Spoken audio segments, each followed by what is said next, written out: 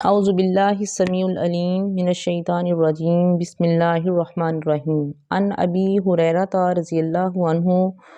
ان رسول اللہ صلی اللہ علیہ وآلہ وسلم قال کل امتی يدخلون الجنۃ الا من ابا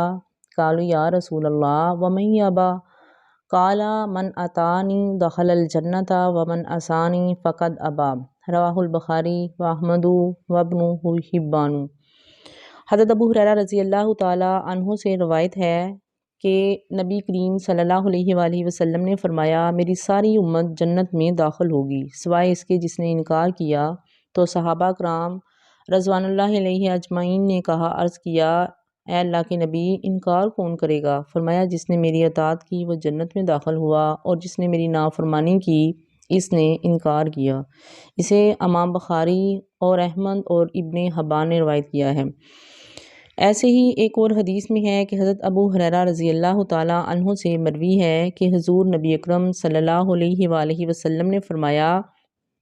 میری سنت کو اس وقت مضبوطی سے تھامے رکھنے والے کے لیے جب کہ میری امت فساد میں مبتلا ہوگی شہید کے برابر ثواب ہے۔ ایک اور حدیث میں حضرت ابن فارس رضی اللہ تعالیٰ عنہ نے حضور نبی اکرم صلی اللہ علیہ وآلہ وسلم سے اسی طرح روایت کی، اور اس میں آپ صلی اللہ علیہ وآلہ وسلم نے فرمایا، تو اس کے لیے 100 شہیدوں کے برابر ثواب ہوگا۔ ان حدیثوں سے کیا چیز ثابت ہوتی ہے کہ جو بھی آپ صلی اللہ علیہ وآلہ وسلم کی حدیث کے اوپر عمل کرے گا، ایسی حدیث جس پہ لوگوں نے عمل کرنا چھوڑ دیا ہو یا لوگوں کو پتہ ہی نہ ہو، اور اس پہ جو کوئی بھی عمل کرے گا تو اللہ تعالیٰ اس کو 100 شہیدوں کا ثواب دے گا۔ کہ آپ صلی اللہ علیہ وآلہ وسلم نے جس طریقے سے ہمیں زندگی گزارنے کا طریقہ بتایا ہے، اگر ہم اسی طریقے پہ عمل کرنا شروع کر دیں گے تو ہم آپ صلی اللہ علیہ وآلہ وسلم کی سنتوں پہ عمل کرتے ہوئے اللہ کے نبی کی ساری سنتوں کو ظاہر ہے وہ زندہ کر دیں گے، تو پھر کیا ہے کہ ہمیں 100 شہیدوں کا ثواب ملتا ہے۔ لیکن یہ ثواب اتنا آسان نہیں ہے۔ پہلے ہم نے اپنے آپ کو اس طریقے سے تیار کرنا ہے کہ ہم نے اپنا جو ہے جائزہ لینا ہے کہ ہم صبح سے لے کے شام تک اور شام سے لے کے صبح تک ہمارا دن اور رات جب گزرتا ہے تو ہم کس طریقے سے گزارتے ہیں۔ ہم اگر اللہ کے نبی کی حدیثوں پہ عمل کریں تو آپ صلی اللہ علیہ وآلہ وسلم جب صبح بیدار ہوتے تھے تو پھر بیدار ہوتے ہی دعا پڑھا کرتے تھے۔ دعا پڑھ کے پھر اپنا بیدار ہونے کے فوراً بعد دعا پڑھا کرتے تھے۔ تو اس کے بعد جو ہے آپ صلی اللہ علیہ وآلہ وسلم جس طرح اپنا سارا دن گزارتے تھے ہمیں بھی اسی طرح گزارنا ہے۔ جیسے اللہ کے نبی کھانا کھانے سے پہلے دعا پڑھا کرتے تھے، کیسے آپ صلی اللہ علیہ وآلہ وسلم جو ہے وہ گھر میں داخل ہوتے ہوئے کیسے سلام لیتے تھے، گھر سے جاتے ہوئے کیسے سلام لیتے تھے، اور اللہ کے نبی کا کھانے کا طریقہ کیا تھا، اللہ کے نبی کا سارا دن جو تھا وہ گزارنے کا طریقہ کیا تھا، ہم نے ان سب چیزوں کا جائزہ لینا ہے۔ تو ہم یہی سوچتے ہوئے جو ہے کہ کیسے اللہ کے نبی سارا دن گزارتے تھے، ہم نے بھی اپنا دن جو ہے اللہ کے نبی کے طریقے کے مطابق گزارنا ہے۔ تو کیا ہوگا کہ ہم وہ سارا دن اللہ کے نبی کی حدیثوں کے اوپر عمل کر رہے ہوں گے۔ ایسے ہی ایک اور حدیث کے بیچ میں ہے کہ حضرت حذیفہ بن یمان رضی اللہ تعالیٰ عنہ فاتح ایران نے جب ایران میں کسریٰ پر حملہ کیا تو اس نے مذاکرات کے لیے آپ کو دربار میں بلایا۔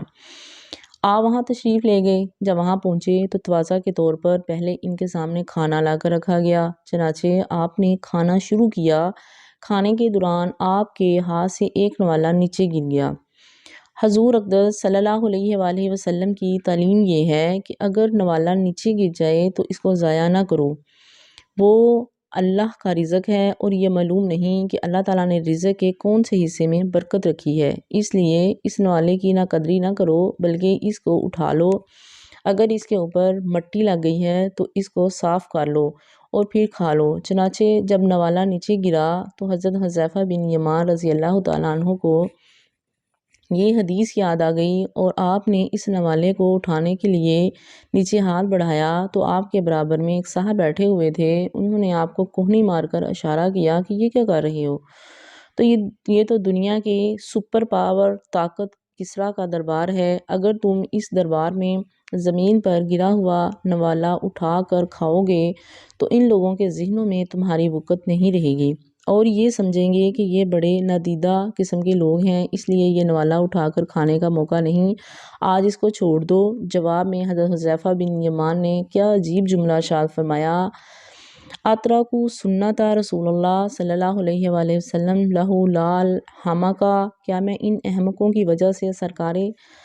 نبی صلی اللہ علیہ وآلہ وسلم کی سنت کو چھوڑ دوں؟ چاہے یہ اچھا سمجھیں یا برا سمجھیں، عزت کریں یا ذلت کریں یا مذاق اڑائیں، لیکن میں اللہ کے نبی صلی اللہ علیہ وسلم کی سنت کو نہیں چھوڑ سکتی۔ یہ جو حضرت حذیفہ بن یمان رضی اللہ تعالیٰ عنہ کتنے عظیم صحابی تھے کہ اگر آپ اپنی گریبان میں جھانکیں تو ہم لوگوں کا کیا حال ہوتا ہے کہ ہم ذرا سا کسی تھوڑے سے ہائی اسٹیٹس کے لوگوں کے ساتھ جاتے ہیں تو ہم اپنے آپ کو بھول جاتے ہیں اور ہم کوشش کرتے ہیں کہ ان کو فالو کریں، کہ ان کے سامنے جو ہے اپنے آپ کو یہ شو آف کرنے کے لیے کہ ہمیں ہر چیز کا پتہ ہے، ہم کون سا آپ سے کم ہیں، تو ہم کیا کرتے ہیں کہ ہم سنت کے اوپر عمل کرنے کے بجائے ان کے سامنے بیٹھ کے اس طرح کی حرکات و سکنات کرنے لگ جاتے ہیں۔ لیکن جن لوگوں کے اندر اعتماد ہوتا ہے اور اپنے نبی صلی اللہ علیہ وآلہ وسلم سے پیار ہوتا ہے تو وہ ایسا نہیں کرتے، وہی ان کے لیے جو یہ ہائی لیول کے بندے ہیں کوئی ویلیویبل چیزیں نہیں ہوتی، بلکہ وہ اپنی جو اللہ کے نبی کی سنت ہے اس کو ہر جگہ پہ زندہ کرتے ہیں، وہ اپنی زندگی کو اللہ کے نبی کی زندگی کے طریقے سے ہی گزارتے ہیں۔ تو ہمارے ہاں کیا ہوتا ہے کہ اکثر اگر کہیں اکٹھے بیٹھے ہوئے ہیں، اگر کوئی چیز نیچے گر گئی ہے تو چند لوگ ایسے ہی ہیں جو اسے اٹھا کے صاف کر کے کھائیں گے۔ زیادہ ہم کیا کہتے ہیں بچوں کو، رہنے دو بس، اس کو جراثیم لگ گئی ہیں، اسے مٹی لگ گئی ہے، اب یہ گندا ہو گیا، یہ نہیں کھانا۔ ہمیں چاہیے کہ ہم اپنے بچوں کی تربیت بھی اس طرح کی کریں، انہیں بتائیں کہ یہ سنت رسول صلی اللہ علیہ وآلہ وسلم ہے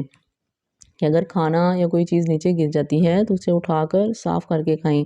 تو یہ چیزیں ہم نے بچوں کو سکھانی ہے، بچوں کو سکھانے سے پہلے ہم نے خود سیکھنا ہے، اپنے اندر خود اعتماد پیدا کرنا ہے۔ تو مزہ تو اسلام کو پہ جو ہے وہ زندہ کرنے کا یہی ہے کہ ہم وہاں پہ یہ سارا کچھ کریں جہاں لوگوں کو توقع نہ ہو۔ جب ہم ان لوگوں کو جن کو پتہ ہی نہیں ہوگا ان کے سامنے اللہ کے نبی کی ان حدیثوں پہ عمل کریں گے تو ان لوگوں کو پھر ہی پتہ چلے گا۔ تو آپ صلی اللہ علیہ وآلہ وسلم نے کیا فرمایا ہے کہ جس نے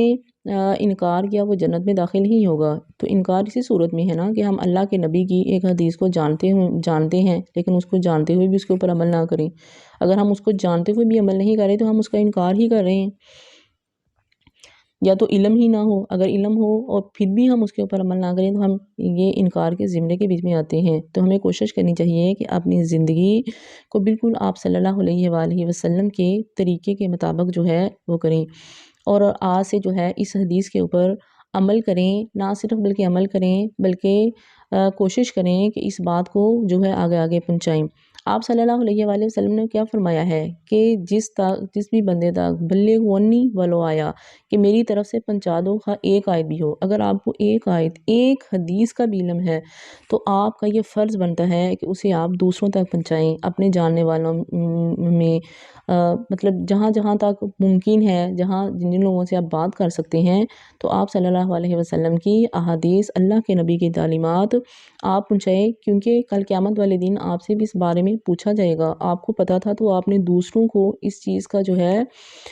اس کے متعلق کیوں نہیں بتایا؟ اللہ رب العزت سے دعا ہے کہ اللہ تعالیٰ ہمیں اپنے پیارے نبی صلی اللہ علیہ وآلہ وسلم کی سنتوں پہ عمل کرنے کی توفیق عطا فرمائے، اور ہمیں بڑھ چڑھ کر جو ہے وہ دوسروں تک اللہ کے نبی کی تعلیمات کو پہنچانے کی توفیق عطا فرمائے۔ وما علینا الا البلاغ المبین۔